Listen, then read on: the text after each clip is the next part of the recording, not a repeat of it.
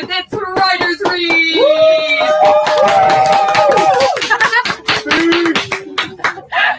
Oh wow! Hi everyone, and thank you for joining us this evening. I'm Ribh, I'm the president of Queen's Writers Society, also known as Scribblers, and tonight I'm also Claudians from Romeo and Juliet, except in jeans, because it's cold outside. We are coming to you live this evening from No Alibis bookstore, which is all ready and decorated for Halloween, for the second in our series of Writer Read events. I'm joined this evening by a few of our very talented writers and some of our committee members. We're all in the Halloween spirit, we're dressed up, we're going to read some spooky stories, and afterwards we're going to conduct a seance to commune with the spirit of Seamus Heaney. Woo! Before we get stuck in, I want to give a massive shout out to our secretary, Anna, who is on the last day of her isolation today and couldn't be with us. We love you, we miss you, and freedom is just around the corner. Woo! Woo! So without any further ado, I'm going to hand off to our first reader, who is my right-hand man, Luigi. No, Mario.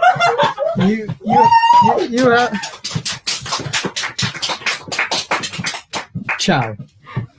It's me, a Mario, and I forgot my reading. So I'm going to be reading a bit of Lovecraft, who, despite the abhorrent racism, is pretty good at putting words together. So, yeah, without further ado. Only poetry or madness could do justice to the noises heard by Legrassi's men as they ploughed through the black morass towards the red glare and the muffled tom-toms. There are vocal qualities particular to men and vocal qualities particular to beasts, and it is a terrible thing to hear one when the source should yield another. Animal fury, organistic license here whipped themselves to demonic heights by howls and squawking ecstasies that tore and reverberated through the nighted woods like pestilent tempests from the gulfs of hell. Now and then, the less organized mutilation would cease, and from what seemed a well-drilled chorus of hoarse voices would rise in sing-song chant that hideous phrase or ritual, Cthulu. Then the men, having reached the spot where the trees were thinner, came suddenly in sight of the spectacle itself. 4 of them reeled, 1 fainted, 2 were shaken into a frantic cry which the mad cacophony of the orgy fortunately deadened. The grass dashed swamp water on the face of the fainting man, and all stood trembling and nearly hypnotized with horror. In a natural glade of swamp stood a grassy island, perhaps an acre extent, clear of trees and tolerably dry. On this now leaped a twisted and a more indescribable horror than the horde of a more indescribable horde of human abnormality than any but Sime or Agricola could paint. Void of clothing, this hybrid spawn were braying and bellowing and writhing about the monstrous ring-shaped bonfire, in the centre of which, revealed by occasional rifts in the curtain of flames, stood a great granite monolith, some 8 feet in height, on top of which, incongruous with its diminutiveness, rested the noxious craven statuette. From the wide circle of 10 scaffolds set up at regular intervals with flame-girt monolith as the central hung head downward the oddly marred bodies of helpless squatters who had disappeared. It was inside this circle that ring of worshippers jumped and roared, the general direction of the mass motion being from left to right in endless bacchanal between rings of bodies and the rings of fire. It may have only been the imagination, it may have been imagination, and it may have been only echoes which induced one of the men, an excitable Spaniard, to fancy he heard antiphoral responses to the ritual from some far unilluminated spot deeper within the wood of ancient legendary and horror. This man, Joseph D. Galvez, I later met and questioned. He proved distractingly imaginative. He indeed went so far as to hint of a faint beating of giant wings and a glimpse of shining eyes and a mountainous white bulk beyond the remotest tree. But I suppose he had heard too much of the natives' superstition. And with that, I am concluded.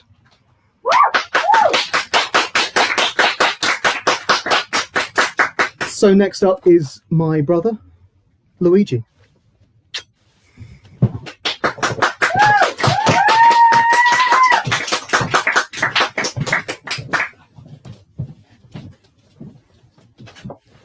So I will be reading something short from Frankenstein.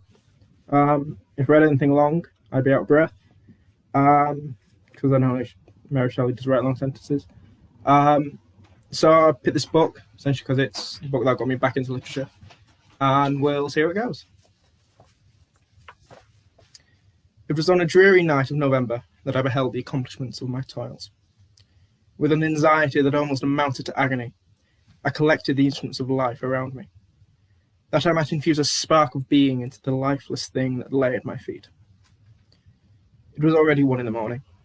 The rain pattered dismally against the panes, and my candle was nearly burnt out, when, by the glimmer of the half-extinguished light, I saw the dull, yellow eye of the creature open. It breathed hard, and a convulsive motion agitated its limbs. How can I describe my emotions at this catastrophe? Or how delineate the wretch whom with such infinite pains and care I had endeavoured to inform? His limbs were in proportion, and I had selected his features as beautiful. Beautiful, great God! His yellow skin scarcely covered the work of muscles and arteries beneath. His hair was of a lustrous black and flowing, his teeth of a pearly whiteness. But these luxuriances only formed a more horrid contrast with his watery eyes, that seemed almost of the same colour as the dun white sockets in which they were set, his shrivelled complexion and straight black lips. The different accents of life are not so changeable as the feelings of human nature. I had worked hard for nearly 2 years for the sole purpose of infusing life into an inanimate body. For this I had deprived myself of rest and health.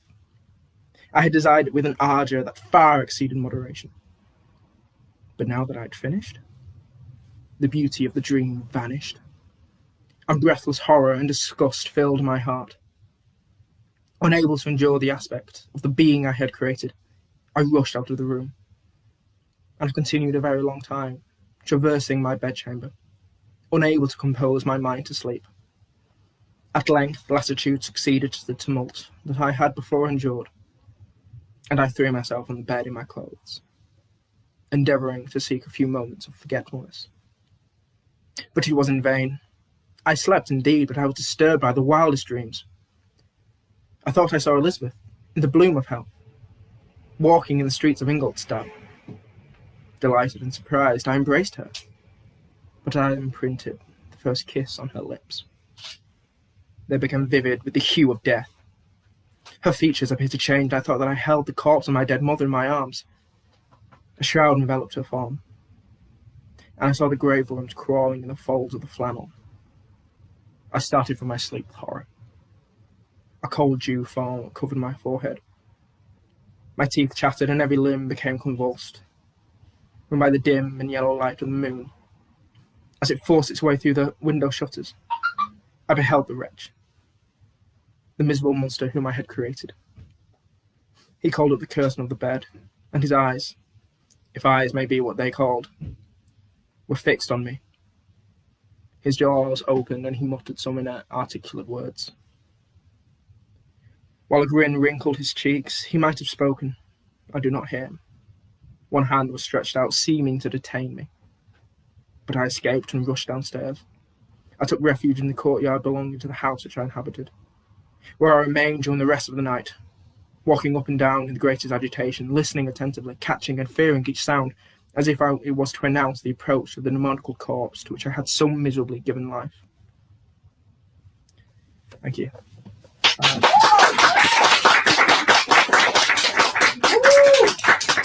I believe up next it's Dara, so I'll pass you along. Thank you, guys.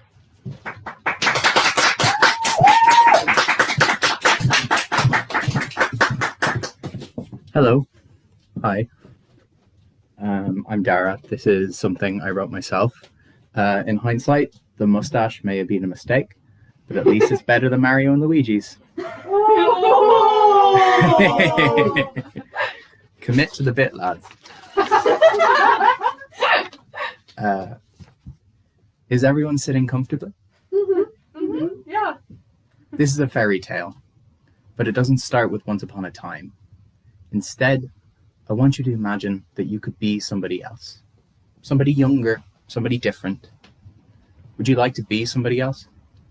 Somebody, let's say a young lad, aged 8 or 9, the kind of boy you might see in an adventure story, with a brave heart and a curious spirit.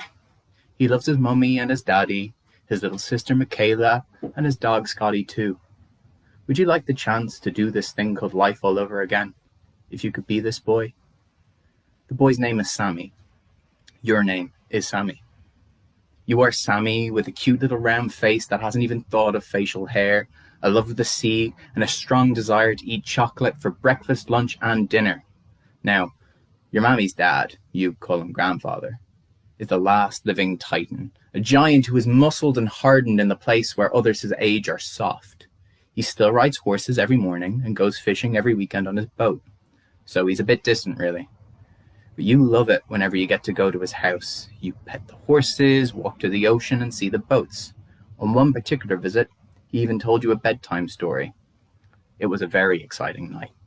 Your grandfather tends to ignore his grandchildren, too busy he is with his own concerns and with spoiling your mammy. But this was special. He started once upon a time, far out in the ocean, a long way from the coast of Ireland. There was a land called Tiernanog. A woman from that land, Niamh Cainor, named, found herself bored one day and came to Ireland on a huge white horse.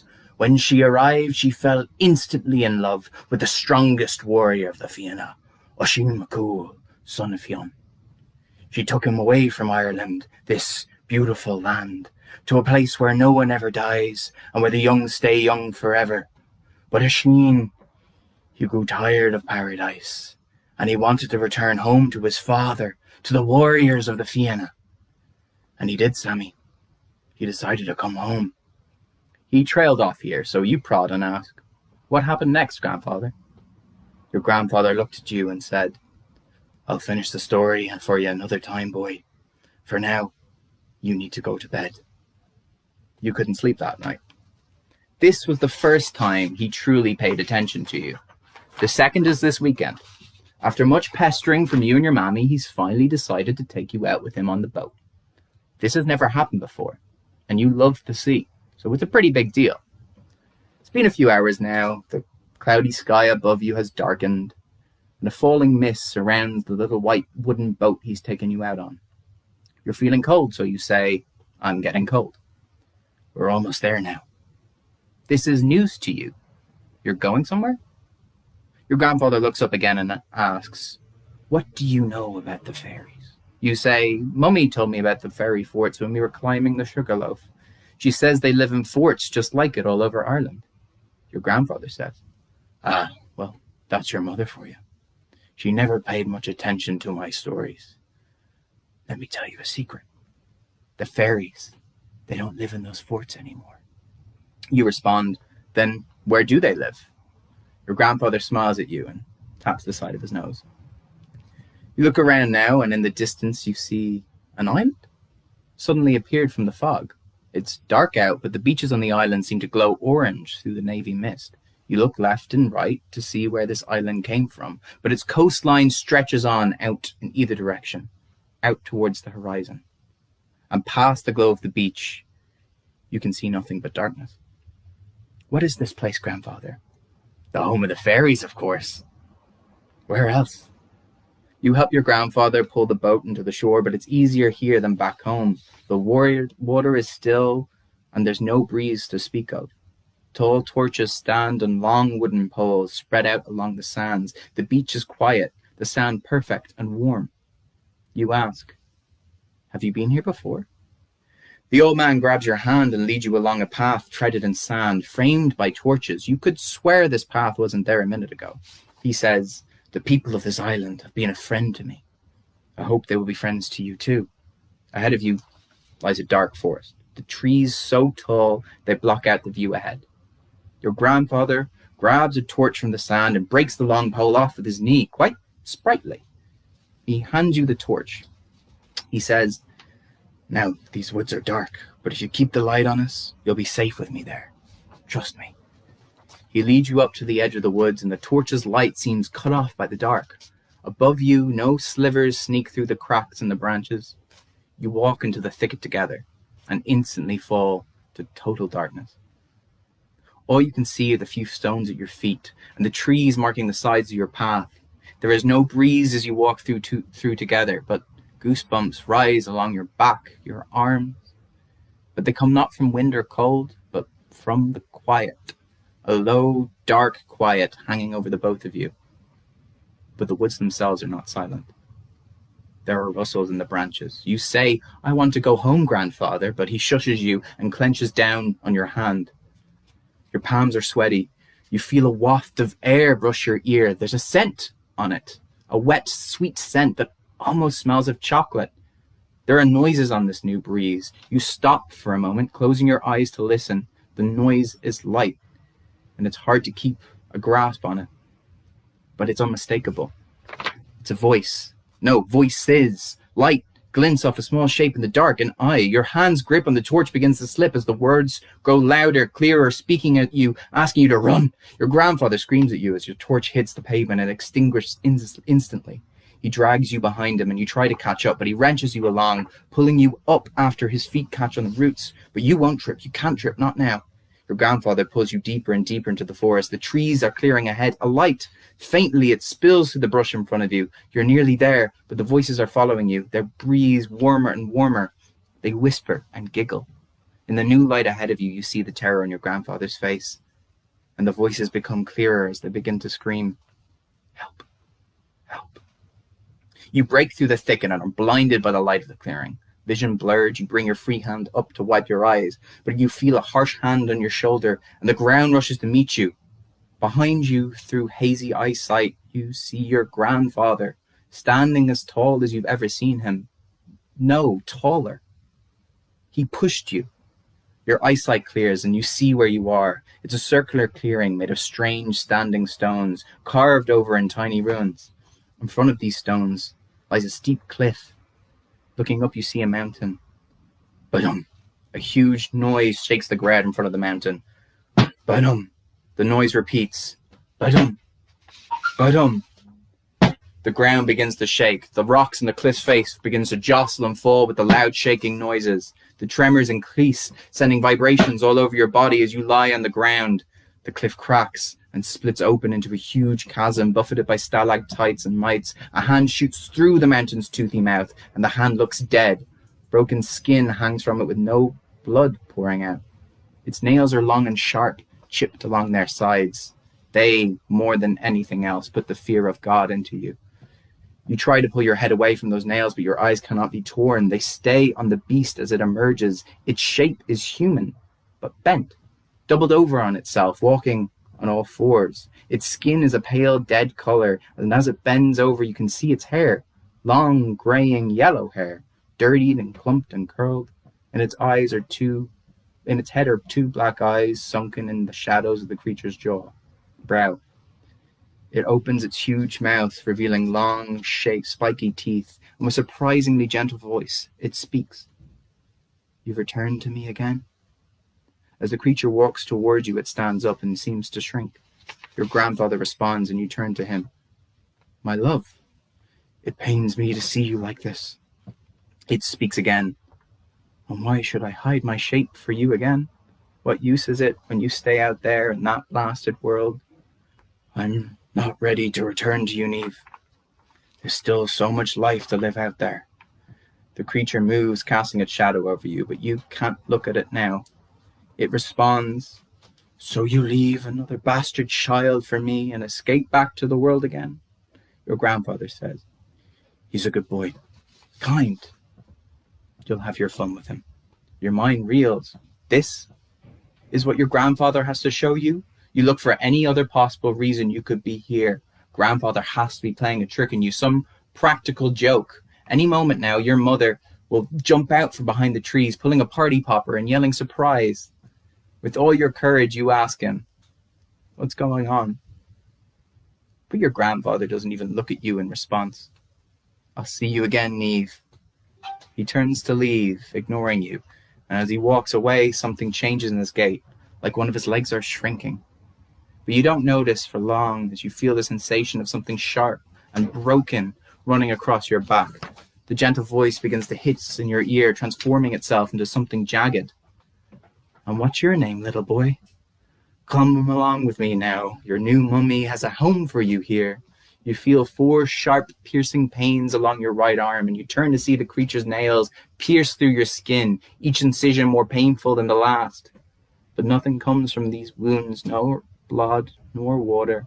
They are empty, but they still throb. You cry out for your grandfather one last time as you're dragged up the stones into the mouth of the cave, but he is already gone, disappeared into the black of the forest. You hear voices from there, though, the voices of children. Sorry, they say. We are so sorry. Far away from here, on a beach in Ireland, a young boy rows a battered wooden boat to the shore. It's been a stormy night, and the beach is soaked, so the boy has trouble pulling the boat onto the shore by himself. But the morning is clear and bright, and it would be easy for anyone to see the boy's face.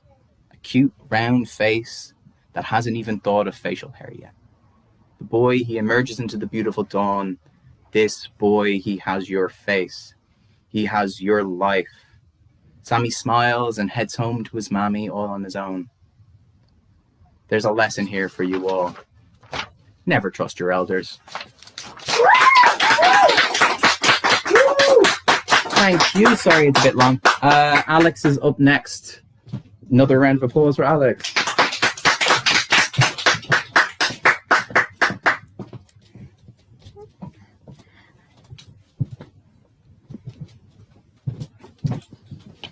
Hello. Well, tonight I'll be reading an extract from Emily Bronte's Wuthering Heights, which is the perfect book to read around Halloween as it is a gothic novel. I will be reading from chapter 3. Only a small extract, don't worry.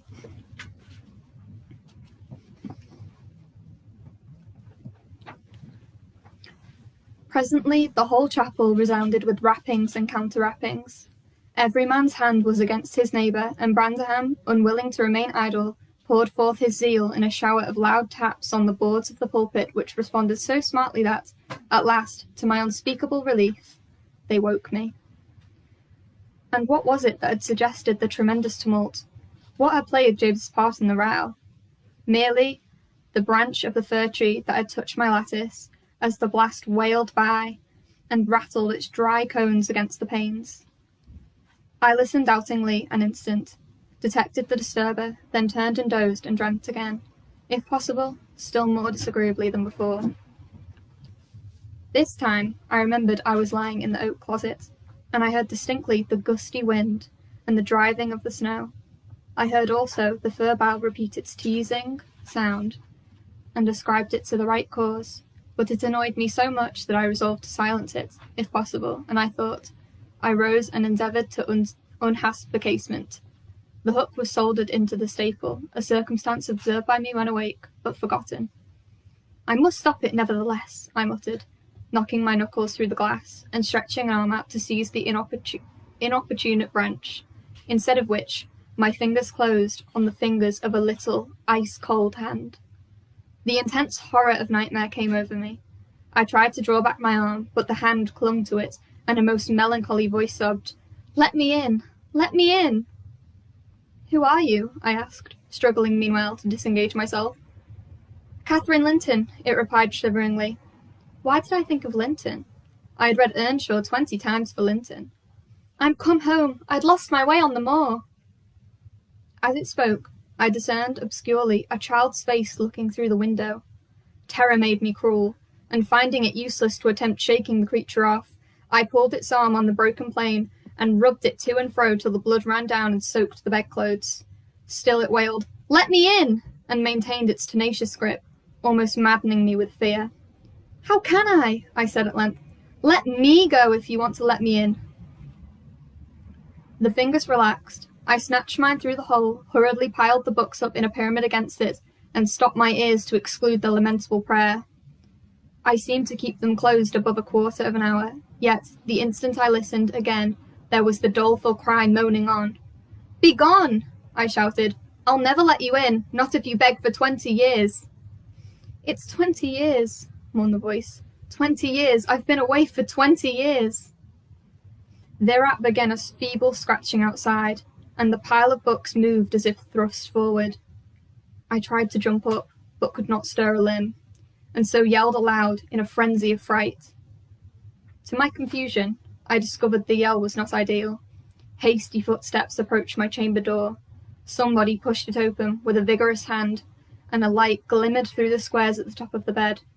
I sat shuddering yet, and wiping the perspiration from my forehead, the intruder appeared to hesitate, and muttered to himself. At last, in a half-whisper, plainly not expecting an answer, "Is anyone there?"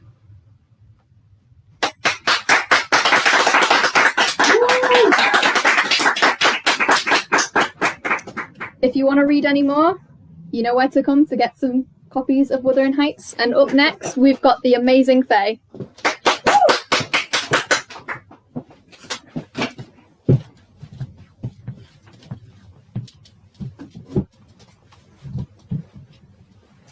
Hello, I'm Faye, and I'm a witch for tonight.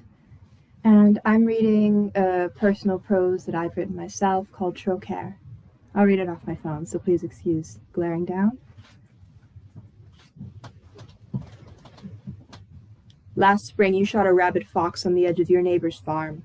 They had stayed inside with their 2-year-old, wary of the unpredictable creature, and called you to deal with it. There's always something disconcerting about an animal who acts like it shouldn't. Every fox you've encountered would dart away at the sight of a human, such is their nature. This one stood there, shivering, jerking, like its body was not its own anymore. Its eyes were filmed over, and a white foam lined its gasping mouth. You shot it in the head and ended its suffering. Only humans do that. Other animals would have simply avoided it. This spring there was something in the water. It made half your field shrivel up and wither away by July. The other half never sprouted. When you and your spouse dug up the field, the roots were black and rotting, white strands of strange material curling around the plant matter. "Blight," your spouse whispered, grinding their teeth in worry. The blight had spread throughout the field, white strands clawing through every inch of soil it could reach. It didn't seem to touch the sturdy hedgerows surrounding the land. You had to kill the field to kill it. Now there's nothing but dry, sandy soil and an empty larder.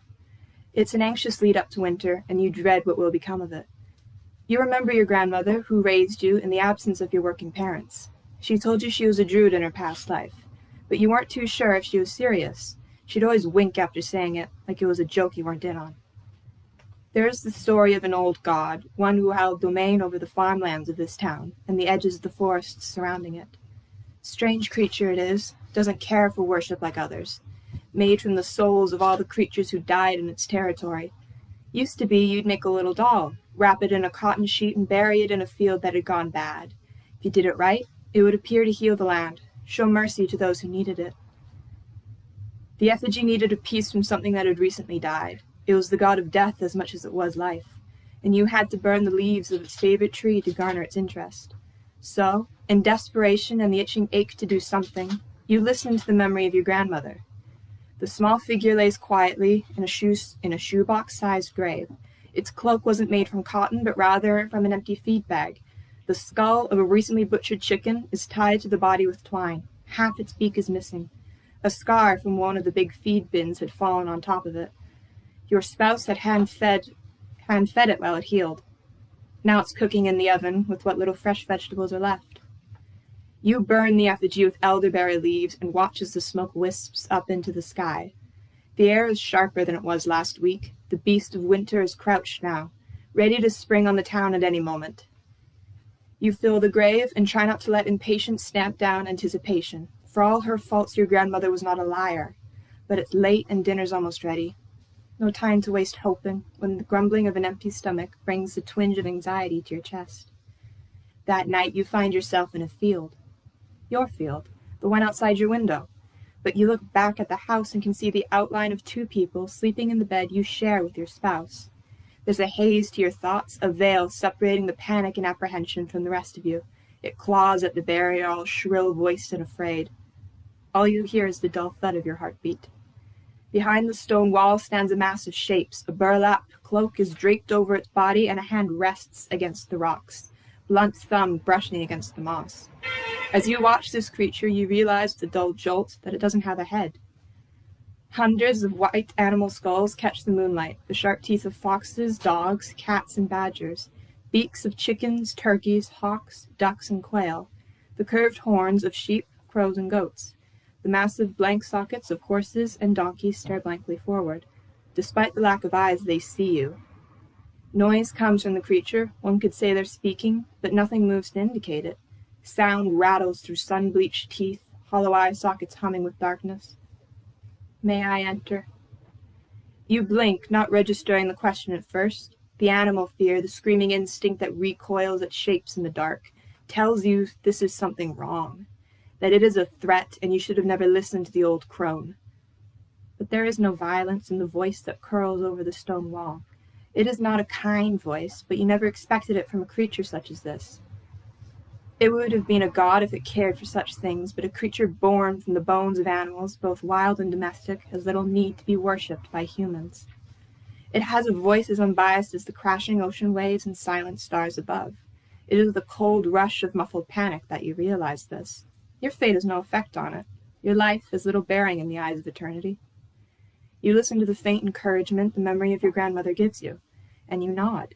Your eyes blur, and now the creature looms over you. The smell of tilled soil, rain, and animal sweat lays thick in your nose and mouth. Warm wind blows over your face as if it's breathing on you. So, it whispers in a voice that's familiar, in the way a stranger in a dream is. It has the same grumbling accent as the elders in your town. Your lands are blighted, your crops have failed, the winter will be difficult, more so than you have ever known. You tell them yes, even though it wasn't a question. It hums, maybe, you can't tell, you try not to look at it too long. Despite the lack of eyes, you still feel the heaviness of many gazes fixed on you. It stoops down, burlap cloak shifting as it does so. Thick, blunt hands sift through the sand like dirt, lifting up as it does so. The handfuls of earth become white ash that drift down to the ground eerily. If you had the mind to look closer at it, you would see the faint glow from the ash soaking into the ground with each pulse. You and your family will starve this winter, but yous won't die. The neighbors are merciful just like you and will provide best they can. The jaws of a massive draft horse grind open, a soft melody seeping out, not unlike what your grandmother had sung to you. The song doesn't fill you. The song doesn't fill you with a surge of determination or passion. This is no time to waste energy on that sort of thing. But it does plant a small lump of hope beside your heart. You'll need it. It continues down the field, and you feel an impulse to follow them. The skull of a chicken with half a beak stares back at you, beside the skull of a fox with shotgun pellet holes littering the left side of its face. White ash scatters across the ground in an even layer like a dry snow. It turns to you one last time. Survive the winter. Next year your crops will be plentiful. Show mercy to the creatures in my lands, and you won't come to regret mine. You nod, unsure of what else to do. It hums, maybe. All its jaws creak open. Hundreds of teeth clack shut in sudden unison. Your eyes open wider and you are in your own bed. The harvest has still failed. The ground is still blighted. You look out the window and there is no ash covering the field, but a thin layer of snow has settled on the land as you slept. The sight doesn't fill you with as much fear and dread as it should have. You curl up in bed and fall asleep with little difficulty, mind still in a haze. In a small grave, an effigy wrapped in burlap sprouts a single green shoot. That's it.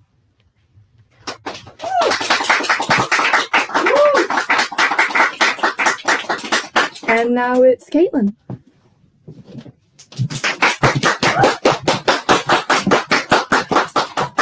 Hi, I'm Caitlin. I'm dressed up as Allen Ginsberg's beard from high school, and I'm going to be reading a monologue about maybe one of the most terrifying things in the world, pregnancy scares. So this is Big Top 10 Life. I do not make good choices. Those who care about me often get the desire to grab my brain with 2 hands and shake it till all my decisions change like an 8-ball. I can feel the hands hovering now, waiting. It's never about the outcome of the choice, or maybe it is all about the outcome of the choice. I hate making the choices because once I've made a choice, I'm no longer in blissful purgatory. I'm forced to see I'm no longer an atom. My 8-ball brain has an impact on others. The hatred of the choice doesn't stem from a realization that I'm not alone in the world. And it's not that when I do finally make a choice that everything goes wrong. It's more the feeling of making a choice. Spasms form me in my toes that need to be stretched out from gripping my shoes. Of the joints in my leg clicking as I walk, counting the minutes until I must commit to a choice, or the appearance of a choice. The appearance of my choices varies. Sometimes they radiate, like sparks off metal, hitting but not really harming. They signal something requiring change. Sometimes the choices are merely putting one foot in front of another to cross a moor that feels like death, yet it grows. Sometimes choices are accompanied by a soundtrack you'd find in a good film adaptation of a Bill's Roman. On a side note, a good film adaptation of a Bill's Roman should have cinematography that is anything but sterile, music running throughout, and the costumes should always feel like real people's clothing, easiest to emulate through some form of second-hand clothing. Nothing should ever be new. Everything in these films should be inherited. Most of youth is inherited. It may be my emotions are too big to be capable of making choices like these. Maybe my body is just a big circus tent. My emotions are the elephants, trapeze artists, motorcyclists going round a globe of metal mesh. The closer you get to the tent, you get a sense of what is happening inside. Stand with an ear against the tent, and you can clearly hear each act being announced. The obnoxious music that goes along with it being blasted through poorly upkept speakers, the noise that accompanies each act, and, when something spectacular happens, the applause of the audience. People sometimes try to become part of the audience and are barred entrance by the clown as they do not have a ticket, or lift up the tent but are blocked by the bleachers. I can feel them now, wanting to know what each act looks like, the desire to know how the motorcycles do that. They defy gravity. It is big and spectacular, and you cannot see it, only hear it. You hear it with the words spilling out of my mouth as I try to describe what I feel. You feel the vibrations in the ground of the elephant stomping through my facial expressions and reactions to what those around me say. My emotions seem to override every other part of my being. If I am a big top tent, the people around me are Stalinist, brutalist apartment blocks. I think that's how they all know I've taken a pregnancy test. There's something all-knowing in the Stalinist building, so many windows that are impossible to see through because of all the grime. They can hear it, though. They know the music that accompanies the trapeze artists. It's odd enough that a big top tent has set up in their community courtyard. Even stranger that it has signed with times inviting them to watch, only to be turned away. Their repression has never made sense to me. That is all a show, all of it. It's not much different in the fabric of the tent and the brick of their buildings. I would love to be a stain-filled apartment sometimes, to be in one of the little flats as the kettle boils and propaganda posters peel off the wall, compared to the hollowness and lack of rigid form of the tent. There'd be no audience, no one to perform for. It would just be me and Alexei Stankov staring down at me from the wall, a light jutting out from his chest. If I was a Stalinist building, I would simply keep the possibility of a cross and a thick line to squint at in the morning to myself. But being a big top tent means that the music has sped up. The elephants are planning a mutiny, and the clowns are planning industrial action. If I do not make good choices, those that inhabit me aid and abet. They're the reason I worry about my choices, why I walk across the moor, why my muscles hurt. If there wasn't a circus within me, I would be a body and a rational mind who could choose whatever was behind door A, B, or C. Those circus players and freaks that live inside me are probably the root of the hatred of my choices. The cackling of the clowns when I mispronounce a pretentious word to sound smart. The feeling of the trapeze artist hitting the net when I wake up from a drunken sleep. The feeling of the elephant being put in chains when I wake up next to a stranger. The clicking of the chain as I search the room for last night's condom. Empathizing with the elephant as I watch the pregnancy test falling from the vending machine shelf a month later. Feeling caught and captured, my reflection blurring with the pharmaceutical confectionery. There is a beauty in vending machine pregnancy tests.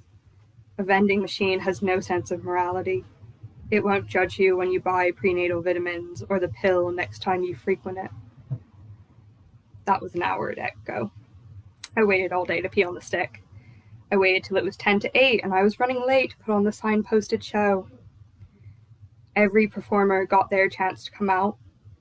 From the clowns pushing messy attempts at being witty past my tongue and into the air, to the acrobats when I fall off a chair, to the dancers when I somehow get admitted to a club, to ringmaster screaming in the street.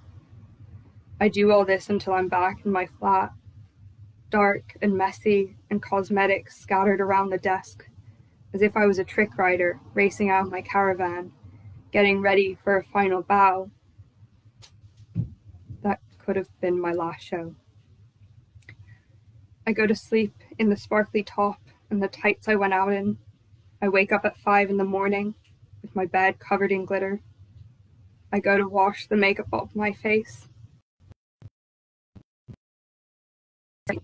I realize I'm not alone in the bathroom.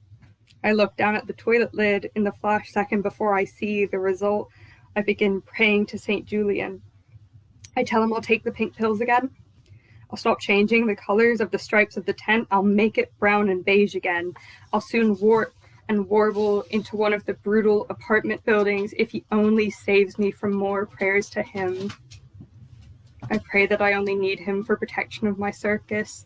I don't pray to find lodging when traveling, when I look for a place to sleep on the ferry. I don't pray for the hotel concierge who finds me bleeding in a bathtub, not for when I have to face my grandmother's next. My grandmother who fights for a woman's right to choose, but I'm not a woman, I'm her granddaughter. My gran who nearly tells the story of her own journey but bites her tongue. I pray that most of all I don't have to pray to St. Julian to absolve me of the murder that the placards paint me to be. When I look at the pregnancy test, the pink, the white, the blue, the laws of physics and psychiatry fail. I am encompassed in pink, white, and blue, stripes and lines and crucifixes. The clowns are storming out because none of this is funny anymore. The horses have bolted. The acrobats and showgirls suddenly feel the weight of the feathers on their head like a burden. The contortionist is paralyzed in a pretzel state. The ringmaster is trying to calm everyone, but the crack of the whip does nothing but bring the tent down.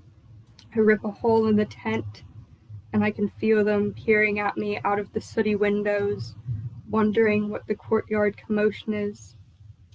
Childhood-like sunlight streams down. It is cold and clean and white. I realize I've just hit my head on the sink basin. I'm on the bathroom floor. I'm wondering if this means I'm Catholic again or if I'm still drunk. Thank you.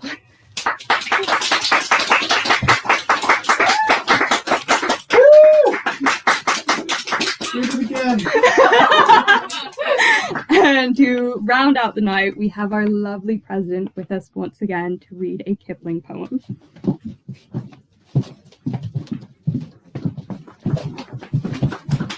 Oh, monkey wings. Wow, I don't know about you guys, but I am just blown away by the talent we've seen tonight. Can we get a round of applause for all of our wonderful readers? Yeah. Wow. Some really amazing stuff, you guys. We'd like to also say a massive thank you to No Alibis Bookstore for hosting us this evening. No Alibis Bookstore is an independent bookstore that has been on Botanic Avenue for nearly a quarter of a century now. It is one of the most important parts of Belfast and such an important part of the creative community in Belfast. I'd also like to thank Claudia from No Alibis for making me this bee mask. I love it, and she also carved this bee pumpkin especially for tonight. So thank you so much, Claudia, if you're watching this at home. And I am going to round out the night by reading the Bee Boy song by Kipling. Bees, bees, hark to your bees. Hide from your neighbours as much as you please. But all that has happened to us you must tell, or else we will give you no honey to sell. A maiden in her glory upon her wedding day must tell her bees the story, or else they'll fly away. Fly away, die away, dwindle down and leave you. But if you don't deceive your bees will not deceive you. Marriage, birth, or burying, news across the seas, all you're sad or merry in, you must tell the bees. Tell 'em coming in and out where the fanners fan, 'cause the bees are just about as curious as a man. Don't you wait where the trees are, when the lightnings play, nor don't you hate where bees are, or else they'll pine away. Pine away, dwine away, anything to leave you. But if you never grieve your bees will never grieve you. Thank you so much. Thank you. That is us for tonight. Have a happy Halloween, and we'll be talking to the spirit of Seamus Heaney next. Bye.